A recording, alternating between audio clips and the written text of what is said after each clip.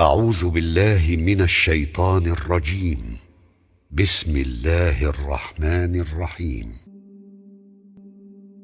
فأما الإنسان إذا ما ابتلاه ربه فأكرمه ونعمه فيقول ربي أكرمن. وأما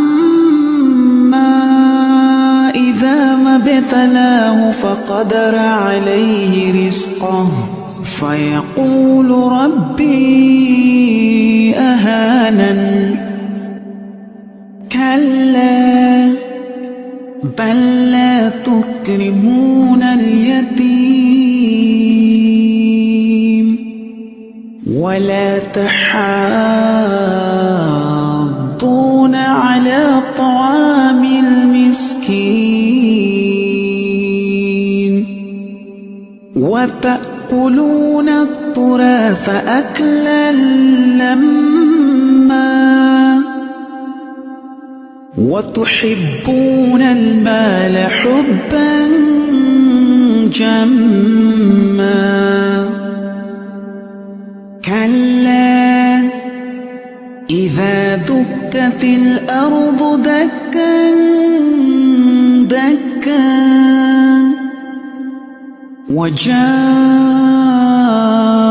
ربك والملك صفا صفا وجيء يومئذ بجهنم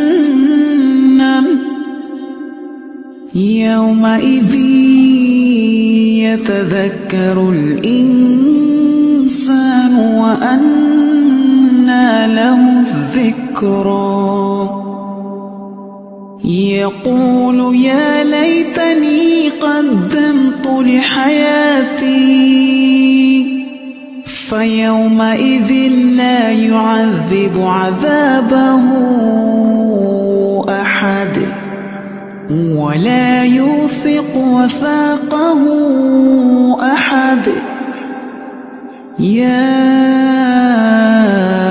أيتها النفس المطمئنة ارجعي إلى ربك راضية مرضية فادخلي في عبادي